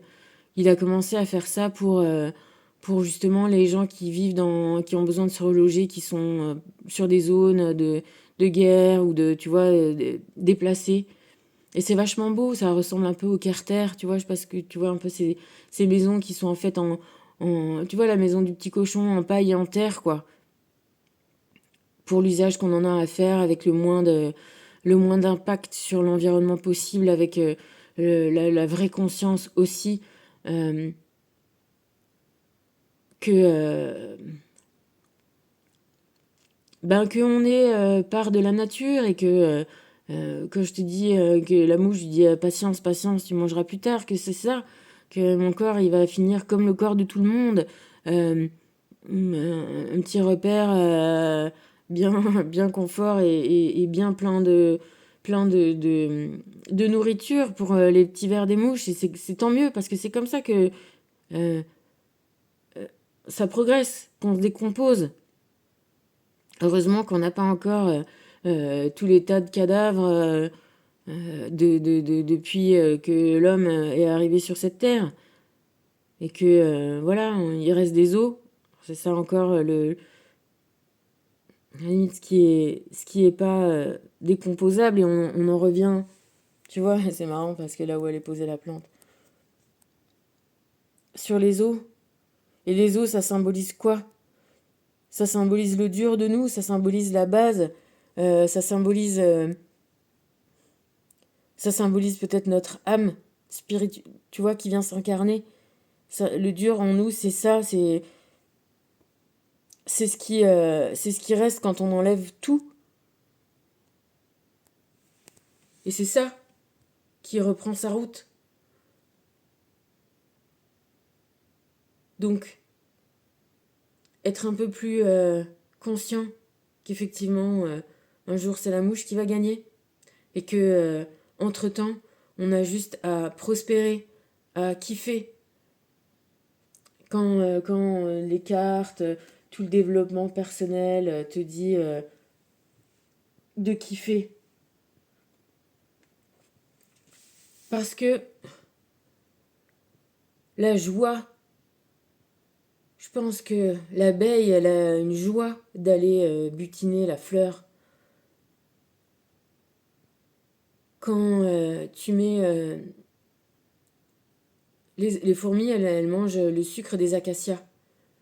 Quand tu mets du sucre raffiné sur un acacia, moi j'ai déjà vu ça, je t'incite à regarder. La fourmi, elle va pas manger ton sucre pourri. Elle va aller nettoyer, elle va virer, tu vois, elle va nettoyer son arbre à acacia. La nature, elle collabore les unes avec les autres. Et c'est pour ça qu'on en revient à mon corps et à mon goût du sucre. Le sucre, c'est pas bien. Si, le sucre, c'est très bien. Le sucre, c'est la vie. La vie des fleurs, ça fait du sucre.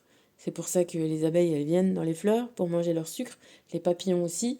C'est pour ça que les fourmis, elles sont autour des acacias parce que ça les intéresse d'avoir à manger. Pour aussi leurs bébés fourmis qui vont perdurer. Hein, et pour aérer le sol, décomposer toutes les feuilles, tout le résidu de la nature que la nature donne aussi. Hein. Elle s'en sert pour être joyeuse, pour prospérer, pour vivre. Et après, qu'est-ce qu'elle fait elle le donne. Elle donne son corps en nourriture et on partage tous ensemble les choses. Et mais on partage les choses qui procèdent de la vie, qui procèdent de l'amour, qui procèdent du bien-être. Si à la place d'avoir bouffé tous les bonbons que j'ai mangés, j'avais mangé que des fruits que la nature donne, j'aurais prospéré autrement. En santé. Il y a, tu vois, et avec un sentiment tu vois, qui est reconnu par mon corps, qui régule lui-même. Alors que les choses transformées, machin, elles ont quelque chose euh, qui vient, tu vois, comme les petites portes cachées là dans les trucs informatiques là où les hackers ils arrivent à rentrer là, tu vois, c'est des systèmes qui qui fonctionnent sur un système qui est normal.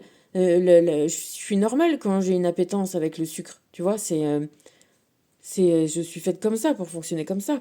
Je suis faite pour aller vers les bonnes choses, les vraies bonnes choses. Le sucre des fruits, avec juste le sucre des fruits, c'est une bonne chose. La pomme, c'est pas mauvais. Tu vois, l'autre, parce que j'en ai deux, il y en avait deux. Parce qu'ils sont différents. C'est ça aussi que j'ai appris dans ma vie. C'est que, tu vois, même quand j'ai travaillé pour des grandes boîtes, des camailleux, des trucs comme ça, même si tu as une série de fringues, que tu les vends bien, qu'on recommande une autre série, là, soi-disant le même, c'est pas pareil. Et même, je vais te dire, chaque pièce, chaque chose, on te dit c'est fait en série. Oui, c'est fait en série. Même ça aussi, c'est fait en série. Tu vois, les deux petits machins là, probablement qu'ils ont été faits en série. L'artisanat fait aussi des séries. Moi, quand je bricole, j'essaye de bricoler en série. Enfin, tu vois, on rentabilise un peu. Ah bah si, ils ont la même taille. Tu vois, ils ont la même taille. Ils ont essayé de faire le même. Enfin, et pourtant, regarde. Là, Ève, elle est à droite avec sa pomme. Là, elle est à gauche. Euh, Là, lui, il tient son os et lui, il tient son agneau dans ce sens-là. Il y a une fleur, elle est telle couleur. Là, il y a un peu les mêmes choses, mais c'est pas pareil. Allez, il y a un toucan. Ah bah, le toucan, les toucans, ils sont comme ça. Là, ils sont dans l'autre sens. Tu vois, c'est pas pareil, finalement. Rien n'est pareil. Ne ressemble à rien. Toi, t'es différent de tout le monde. Il y a peut-être des choses qui ressemblent. Voilà, on en revient au signe astrologique. Il y a des signes astrologiques, il y a des similitudes, il y a des choses qui ressemblent. Quand tu les vois, tu dis ah, c'est les mêmes. Mais tu vois bien que c'est pas les mêmes. C'est pas les mêmes. Voilà, et chacun a le droit d'être comme il est. Et la nature, elle est bonne en elle-même. Les pommes, c'est bon. Les fruits, c'est bon. Si tu manges que des fruits, tu vas être en bonne santé parce qu'il y a des vitamines. C'est le fruit de la nature. C'est c'est la vie. C'est vivant. Tu vois, il y a une dame, je sais plus comment elle s'appelle, madame... je sais pas si c'est Grandjean. Comment elle s'appelle, elle? Qui est devenue naturopathe, faire des soins. Et elle disait, tu vois, pour dire à ses enfants... Comment elle s'appelle? Elle est hyper vieille. Et tout en forme, hein. Et elle dit comme ça, mange-le si tu veux, le Mars, tu vois, mange-le. Mais rends-toi compte que si tu mets un Mars en terre, un Mars, tu vois, on parle de Mars aujourd'hui, on est sur Mars. Tu vois, les trucs de céréales, là, comment on dit, de confiserie, là, un Mars et ça repart, là, tu vois, du sucre raffiné, plein tube. Il va pas pousser. Par contre, tu mets ta pomme, tu mets un pépin de pomme, peut-être elle va pousser, elle va faire un arbre. Et donc, rends-toi compte que quand tu manges quelque chose, c'est ce qui te fabrique. J'en reparlais parce que mon oncle, qui est médecin, m'a appelé parce que c'était l'anniversaire de ma tante et elle a des problèmes cardiaques et machin, un truc. Et ça fait moi des milliers d'années, depuis que le monde est monde, que je leur dis de manger des vitamines. Mais bon, moi je lui dis, bon, j'ai que ma petite vie à moi et elle me dit oui, mais son cœur, machin. Et je lui dis, mon oncle, je peux quand même te rappeler, à toi le médecin, qu'on se renouvelle en permanence. C'est-à-dire que euh, ton vieux cœur, il a peut-être qu'un mois ou deux. On est tout le temps, si on mange, c'est parce que on procède de la vie et que il y a bien un programme.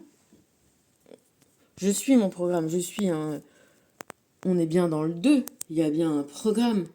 Elle est là. Il y a bien nos gènes. Mais nos gènes, ils sont là pourquoi? C'est notre témoin de la forme qu'on doit prendre, de l'être qu'on doit être, avec la couleur de nos cheveux, la couleur de nos yeux, notre taille, notre forme. Si on arrête de nourrir le programme, on meurt. Parce que on est tout le temps en train de se transformer. Et quand on ne se transforme plus, on meurt. C'est-à-dire que toute ta peau, tous tes yeux, toutes les choses qui te composent sont jeunes, sont suffisamment jeunes pour que toi tu sois là et que tu puisses dire j'ai 48 ans, comme moi, tu vois, j'ai tel âge. Mais le j'ai tel âge, euh, j'ai tant de vie sur Terre, j'ai tant de... Sur mon passage, je me promène dans ce monde-là, dans ce jardin, depuis tant de temps. Mais tout ce qui me compose, je crois que c'est l'intestin qui met le plus de temps à se refaire. À tel point que, au final, tu vois, là j'y pense maintenant, parce que voilà, parce que c'est grâce à toi que je continue. Euh, Au final, quand on dit ton cancer progresse, comme le cancer de mon père ou de tout le monde progresse, c'est qu'on le nourrit. C'est qu'on continue de lui donner les choses qui ne lui conviennent pas. Parce que si on arrête de consommer, par exemple, le sucre industriel, la baguette, tu vois, sous sa forme même cachée, si tu arrêtes de le nourrir, il grandit plus. Et comme on est tout le temps en train de se reformer, eh ben, ton corps, il perdure, et ta tumeur, n'étant pas nourrie, elle disparaît. Quand je te parle des tardigrades, que c'était pour ça que je te dis que le sucre, c'est pas mauvais, c'est parce que le sucre, donc c'est donc un glucide, hein, ils ont étudié, il y a un mec qui a étudié les tardigrades pour finalement, euh, en étudiant un des sucres dont il se servent, le type depuis, il disait 600 millions d'années, il a réussi à conserver des plaquettes sanguines de 2-3 jours à 6 mois, voire 2 ans, peut-être 2 ans. Donc, la nature, tu te rends compte que la nature, autour de toi, parce qu'il disait le mec à la fin du truc sur les tardigrades que je connaissais pas, autour de toi, des tardigrades, il y en a partout. Il disait du fond des océans, en haut de l'Everest, au... partout, voilà. Partout, et au pire, ils se dessèchent, ils se mettent dans un petit grain de sable, et s'il y a de l'eau, on... ils se regonflent le dos et ils reprennent vie, voilà. Donc tu vois, on parle de la tempérance, donc l'eau, la vie, dans l'univers, et nous, on parle d'être nous, dans l'eau. On est entre 70 et 90% d'eau, je te rappelle. On a autant de transparence. On est comme l'eau, c'est-à-dire qu'on se charge des bonnes choses comme des mauvaises. On peut être soit noir dans l'ombre, soit transparente et laisser la vie proliférer. Comme tu vois des belles algues au fond de l'eau, des petites étoiles de mer, des poissons qui se cachent là-dedans, c'est top. Cette belle eau qui nous nourrit d'ailleurs, c'est pas pour rien, les petits tardigrades, là, ils se nourrissent que d'algues. C'est simple, du coup je me suis dit, bah tiens, je vais peut-être me mettre à bouffer des algues. D'ailleurs, de toute façon, les algues, c'est vachement bon. De toute façon, il faut manger de l'iode, hein. Ça, on a tous en manque d'iode, et j'incite tout le monde, et écoute-moi ici présent, chlorure de magnésium et iode, c'est la base. Euh, Parce que l'iode, c'est pour faire les hormones. Les hormones, ça gère tout notre corps. Donc le tardigrade, il est dans l'eau et il bouffe des algues. Et avec ça et son programme, avec ça et sa génétique à lui, le programme qu'il a lui, il résiste, tu le mets dans l'espace, il résiste aux radiations, il résiste au manque d'eau, il résiste. Donc si, c'est ça la recherche en génétique, on modifie le programme, je te parle de mes blés là, c'est ça. Enfin, de mes blés, de nos blés, hein, parce que c'est collectif. La nature, elle est pour nous tous en même temps, hein.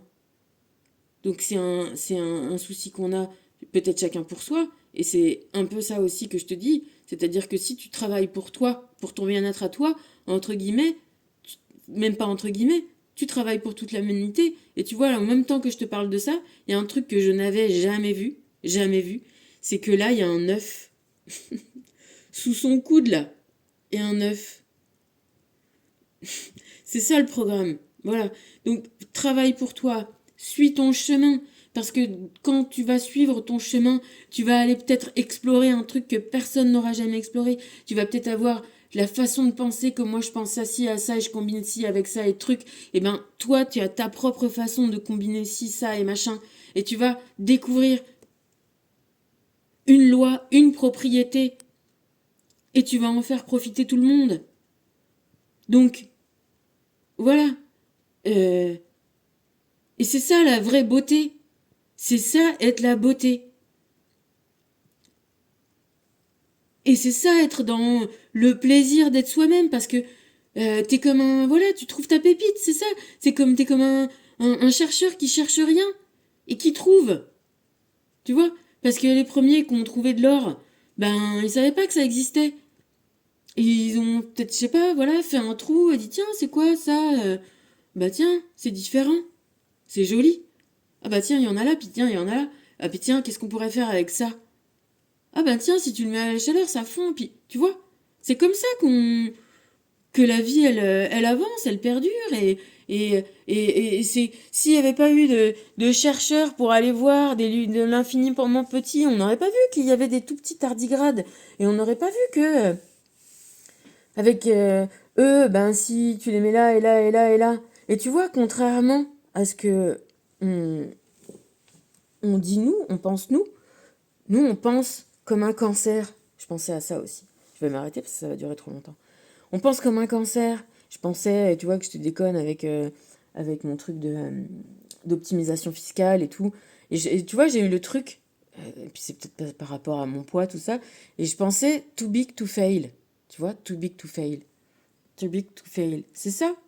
C'est une espèce de carapace pour se protéger, pour compenser de l'amour que t'as pas. Donc tu, tu cherches de la douceur quelque part. Tu la prends là où elle se présente à toi, de mauvaise façon, en te disant ah mais moi je suis gentille. Ah regarde comme je suis un petit bonbon, ah, c'est pour les enfants. Bah oui c'est bon, c'est ok pour les enfants, ok bon de donner des amandes, des fruits, les vrais fruits. On est là pour faire ça, pour se rapprocher de la nature. Encore une fois, on est là pour se rapprocher de la nature et de voir comment elle fonctionne et de se mettre à son niveau et son niveau de la nature. Le niveau du terre-à-terre, il est immense. Le tardigrade, il y est bien dans l'eau et dans la terre. Il n'est pas en haut... Enfin, il n'est pas dans la construction super. Il est dans l'eau, comme nous. Il est dans la vie, il est dans la diversité, il est dans le flux, il est dans le virage.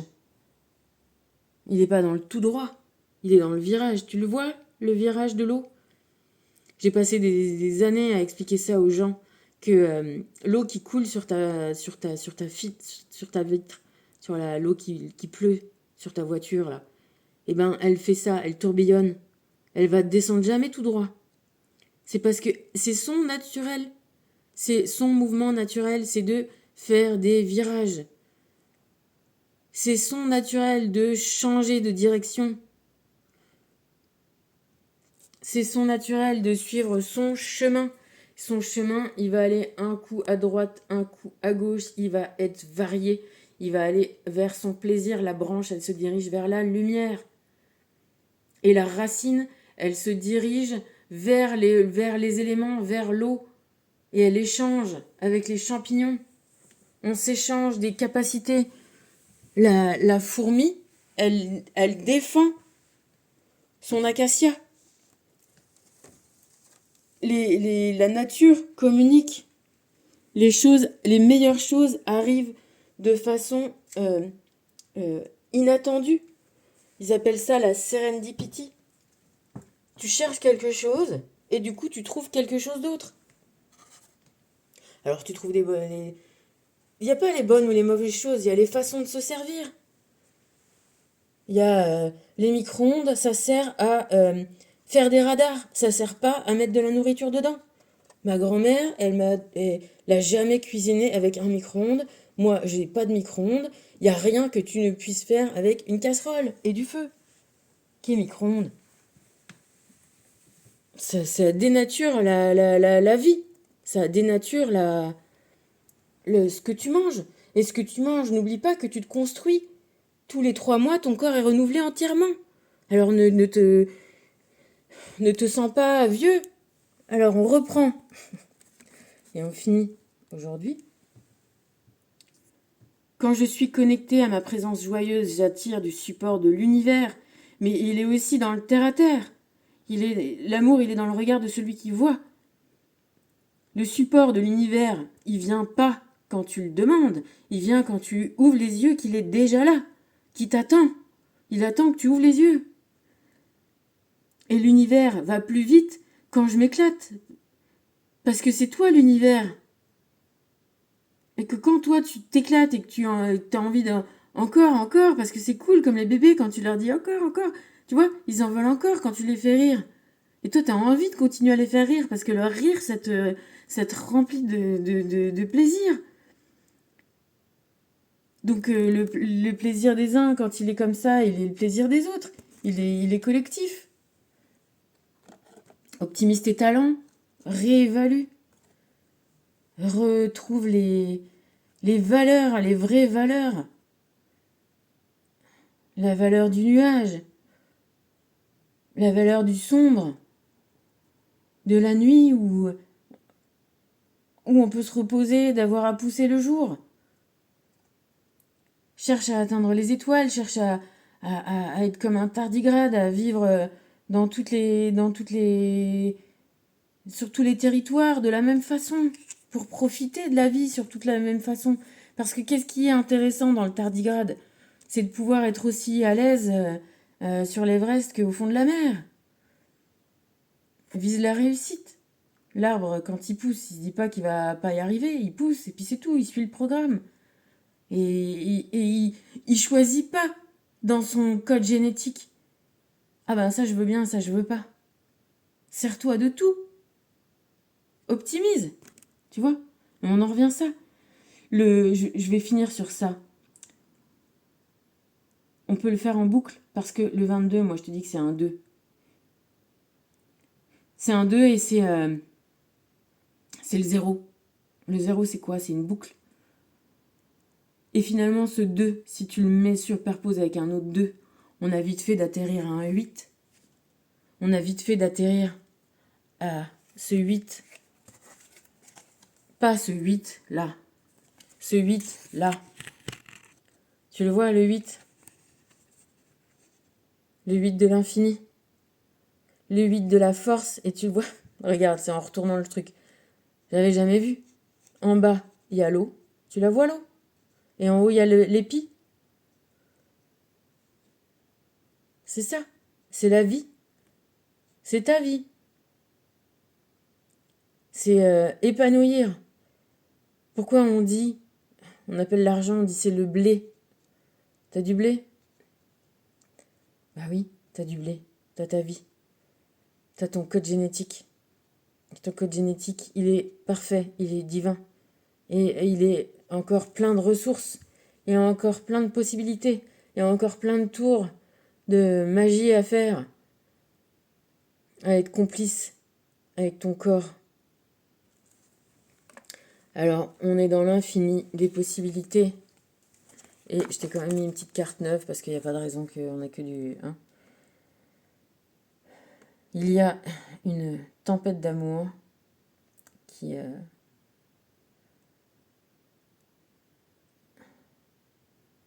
emporte mes rêves, qui supporte, dans le sens qui supporte, qui emporte, qui